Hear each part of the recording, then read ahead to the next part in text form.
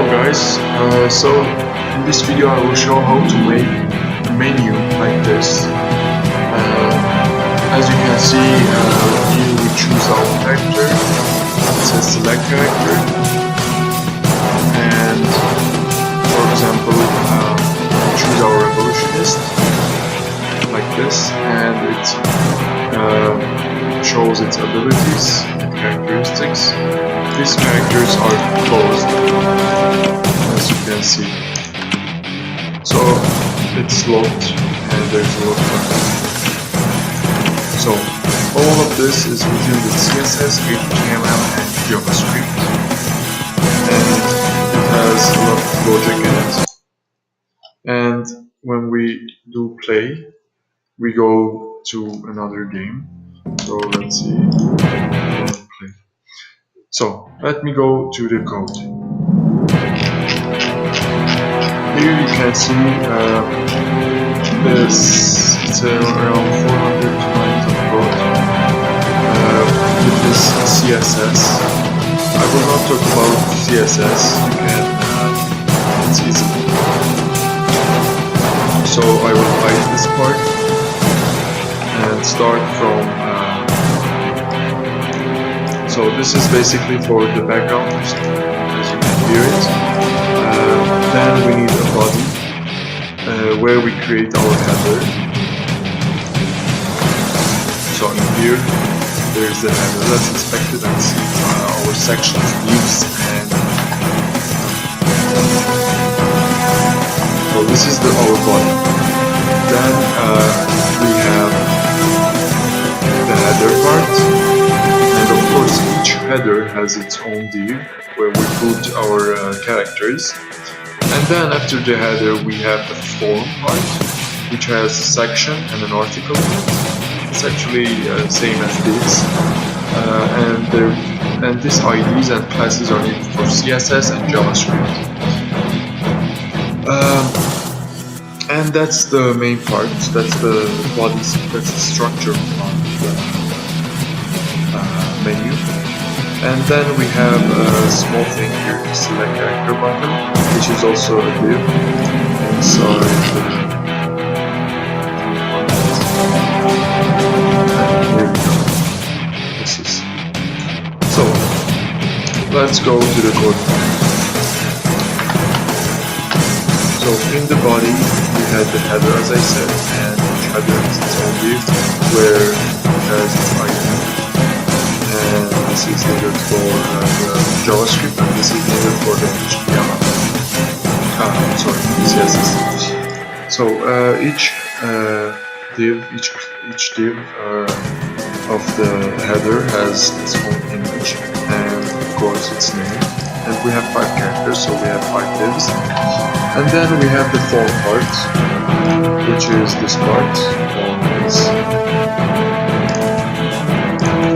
And in the form part we have here 2 images.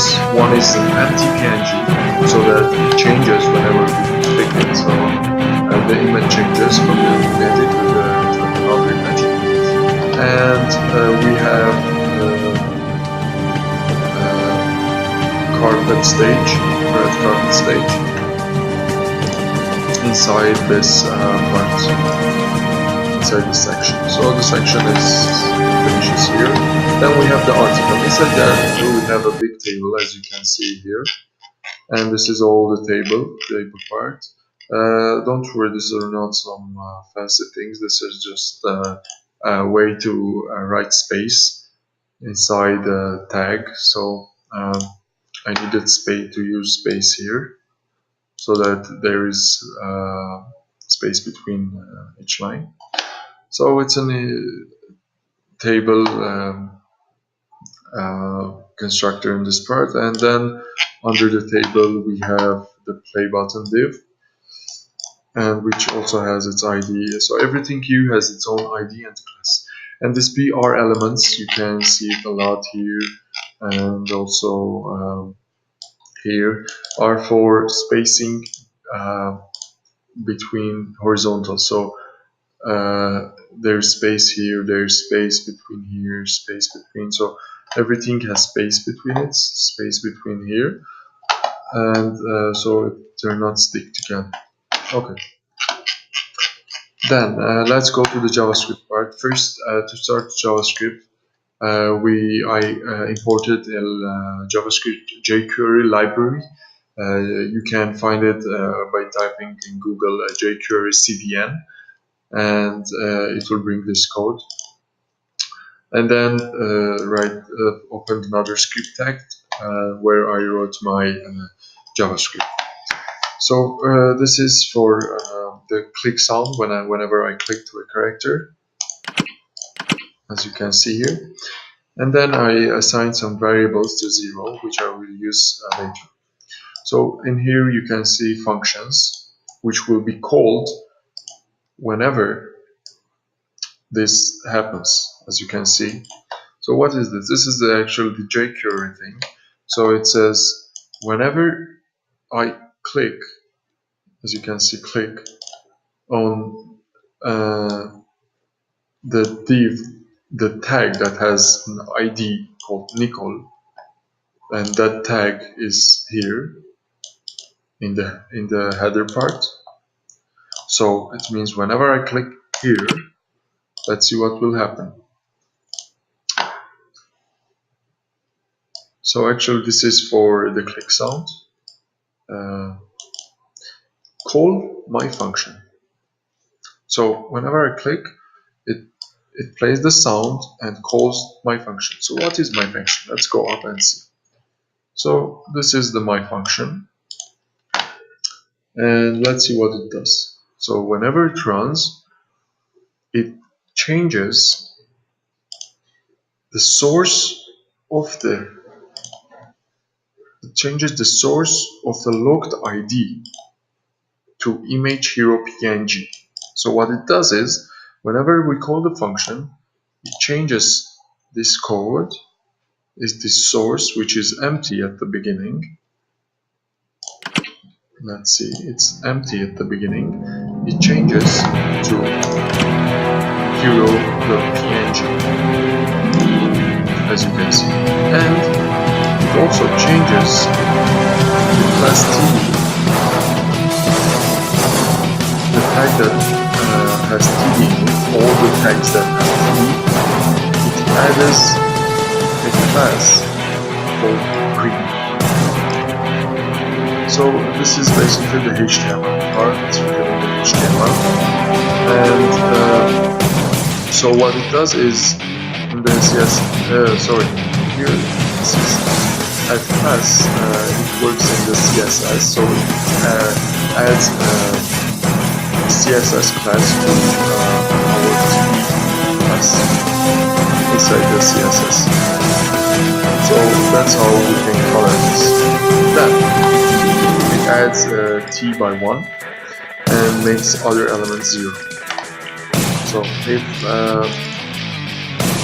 if t is greater than 1, it means that if it's here, it's clicked here, then we need to do something with this button. So first we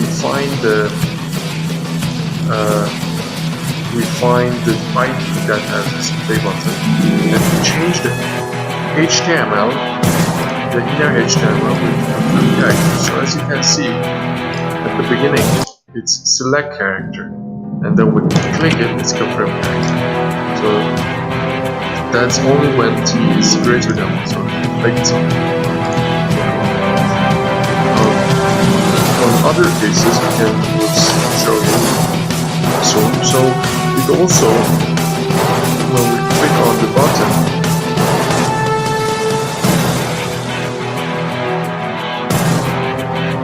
it calls a function and changes to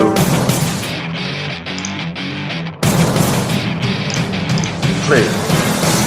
Okay, so it changes to play and makes, and also, so it's function after function after function, and makes as one and calls the change page. So it calls this change page function. So in this function, checks here. S is greater than 1. As you can remember, we assigned as 1. And greater and A is equal to 0, B is equal to 0, C. So C, D, E are all used in other characters when we click on other characters. So if all of them 0, which means they are not clicked, we window that location is beginning level. So this is another HTML file that I have in my folder. So it changes the window location. So it refers to another link. So this is for our unlocked character. What about the locked character ones? So let's take an example. This one. So if we click on an ID, on a tag that has an ID, Lenin, it calls a function which also does the click sound, and it calls my function 1, not my function 1. So this is my function 1. And what it does, it also changes the source of the image by making this locked one. Then it's important to remove the green class from the TT class in the CSS.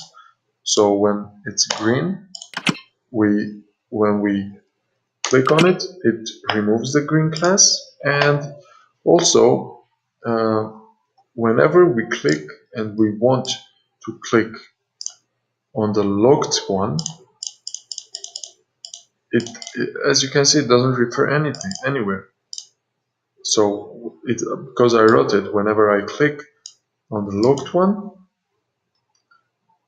call a function, make as 0, and change the inner HTML with locked. So whenever I click locked, it changes to locked. So it doesn't go anywhere. It makes locked again. And then we assign A1. So we needed these variables to make. So why is this for? So we assign A1 so that we are not able to call change page function. So it doesn't go whenever we click locked, it doesn't go to another page. And because A is 1 in this case. So it's basically the same with the other characters, with Lenin, Che Guevara, Mao Zedong, and Massini. And each one calls its function and does the same thing. Only the nickel one is special. So that's basically the code, and it's really cool thing. All of this special, this hovers and the zoom-ins are done with CSS, as you can see here. And of course, CSS, it's a very good thing to do when writing menu, especially. So this is all. I hope you understood it. If you have any questions, please comment down below or contact me. It's not an easy code to understand, but it's pretty interesting and it's fun to make something like this, especially when you are making a game and you need to have this cool menu to attract your players with all this background music, this click sounds, this changing, this like animation going on. So it makes the game live. Okay, thank you very much and peace out.